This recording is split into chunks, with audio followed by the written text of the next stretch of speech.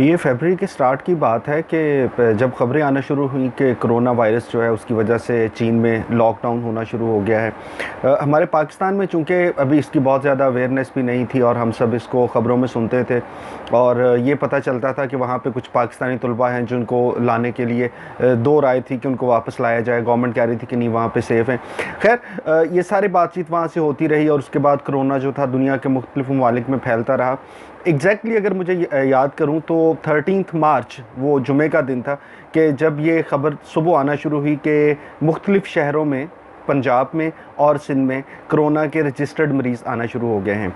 और उसके बाद फिर अचानक गवर्नमेंट का फ़ैसला आया कि तमाम स्कूल्स जो थे इनको अगले 15 दिन के लिए बंद कर दिया जाएगा। बुनियादी तौर पे जो पहला फ़ैसला था वो 1 हफ़्ते का और उसके बाद फिर 15 दिन और उसके बाद फिर ये लॉकडाउन आगे चलता रहा। अब बहुत अहम चीज़ जिसके लिए मैं आपसे बात करना चाह रहा था और मैं ये समझ रहा हूँ कि इस मौके पे हम सब का फ़र्ज़ है कि हम कुछ बुनियादी सी चीज़ें उनको समझ लें। सबसे पहली तो ये बात है कि दुनिया में कंट्रोवर्सी क्रिएट करना कोई हमसे सीखे और उसमें कुछ किसी भी बात को बुनियाद बना के हम ऐसे ऐसे जिसको कहते हैं ना कि मंतक और लॉजिक क्रिएट करते हैं कि सुनने वाला हैरान हो जाता है और फिर बहुत से लोग न जाने क्यों उसको मान भी लेते हैं। अगर आप याद करें, इन सारे वाक़यात का एक तसलसल बनाने की कोशिश करें तो आपको याद होगा कि जब ये वायरस फैला तो कहा गया जी कि ये अमेरिका ने अटैक किया है और अमेरिका ने ये वायरस फैलाया है चीन को तबाह करने के लिए, क्योंकि चीन की इकॉनमी इतनी बड़ी थी कि वैसे तो वो मुकाबला हो नहीं सकता था। सो अमेरिका ने सोचा कि ये एक अच्छा तरीका है, इन पे एक वायरल अटैक कर दिया जाए। अच्छा, ये कंट्रोवर्सी चलती रही। आप जितने भी सोशल मीडिया के पेजेस हैं उनको ले लें, आप दुनिया के बड़े बड़े ब्लॉग्स को देख लें, आप बहुत से हमारे जो एंकर्स थे उनके प्रोग्राम उठा के देख लें, तो कहीं ना कहीं इसको डिस्कस किया गया। उसके बाद जब रिकवरी शुरू हुई चाइना की और ये वायरस दूसरे ममालिक में फैला तो एक नई कंट्रोवर्सी क्रिएट की गई और वो ये थी कि ये सारे का सारा जो था वायरस ये फैलाया ही चीन ने था। खुद ही उन्होंने इसको फैला दिया, खुद ही सबसे पहले इस पे काबू पा लिया। अब पूरी दुनिया जो है वो इस अजाब में मुब्तला है और चीन कह रहा है कि हमने तो रिकवर कर लिया, हम तो अब बिल्कुल अपनी मईशत को वापस लेके आएंगे। सो ये कंट्रोवर्सी ये भी बड़ी बिकी और ये चूरन भी बहुत से लोगों ने बहुत सी जगहों पे बेचा। इसके दरमियान में अगर आपको याद होगा कि जब सऊदी अरब ने लॉकडाउन किया और हरमैन शरीफ जो थे उनमें एतकाफ़ को रोक दिया गया, मस्जिद नबी को बंद कर दिया गया, तो उसमें उन्होंने वजह बताई कि जी कोरोना की वजह से केसेस ज़्यादा हो रहे हैं तो हम एतकाफ़ अभी कुछ देर के लिए मुताफ में रोक रहे हैं, बाकी सेकंड फ्लोर पे तवाफ़ हो रहा था। अब इस पे बहुत से लोगों ने कंट्रोवर्सी फिर क्रिएट कर ली और मुझे याद है कि ये स्टोरी बहुत से अखबारात में छपी, बहुत से लोगों ने इस पर बात की। उन्होंने कहा जी बात ये है कि सऊदीया में दरअसल वो बादशाही निज़ाम आपस में शाही ख़ानदान की कुछ रंजिश थी और बगावत का ख़तरा था। 200 शहज़ादे जो है उन्होंने प्रोग्राम बनाया हुआ था कि हम जुमे वाले दिन जैसे ही हरम पाक में मस्जिद में अजान होगी और जमात करवाई जाएगी, इसी दौरान बगावत की जाएगी और वहाँ पे फिर नए बादशाह का ऐलान कर दिया जाएगा। इसको रोकने के लिए जो है ना ये सारी की सारी कहानी है और इसमें कोई कोरोना का ख़तरा नहीं और ये सऊदी अरब ने जो किया है इसके पीछे सिर्फ वो बगावत वाली। अब ये वो जो कंट्रोवर्सी थी ये भी बड़ी बिकी।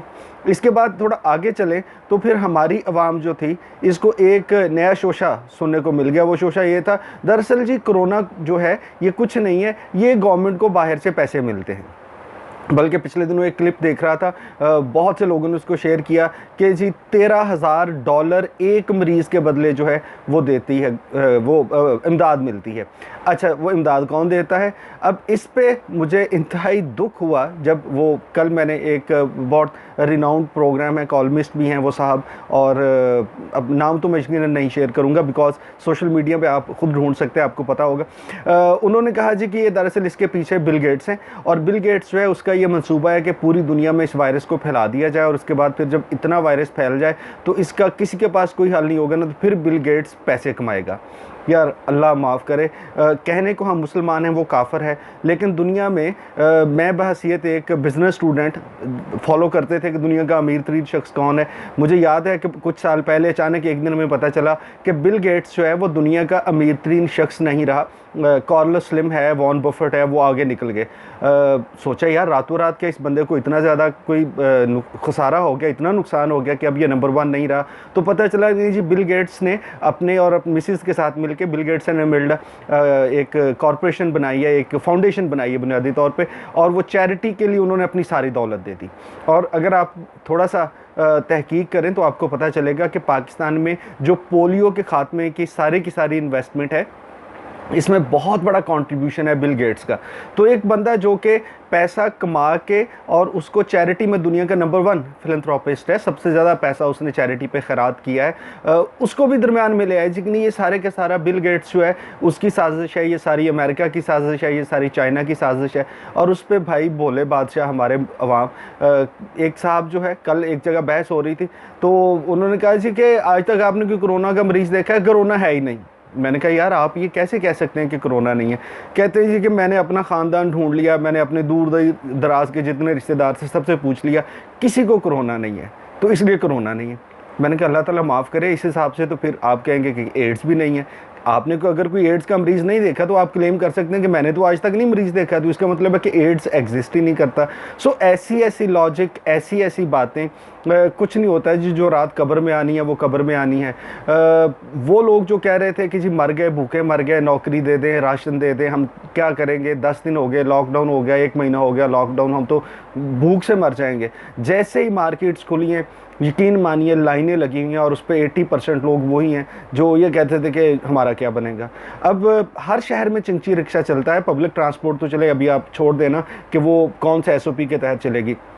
हर चिंची रिक्शे के पीछे 6-6 लोग बैठे हुए हैं, दरमियान में उन्होंने बच्चों को उठाया हुआ है, किसी ने कोई मास्क नहीं लगाया, कोई सैनिटाइज़र और सोशल डिस्टेंसिंग। ये सारी ऐसी बातें जो हमें लगता है कि यार ये पता नहीं कौन से देश की बातें हैं, कौन सी जगह की ये बातें हो रही हैं, इनका तो तस्वर आपको हमारे मुआशरे में नज़र ही नहीं आता। सो आपसे कोई कहता रहे कि कोरोना जो है ये कोई फैला रहा है, आपको कोई ये कहता रहे नहीं जी है ही नहीं, ये तो सारी गवर्नमेंट जो है खुद जानबूझ के कर रही है, आपको कहता रहे कि नहीं जी वो इसलिए किया जा रहा है कि इसलिए इसको पैसे मिलेंगे, आप कुछ कहता रहे, लेकिन भाई खुदा के लिए आप इन सारी बातों को अपने दिल पे मत लें।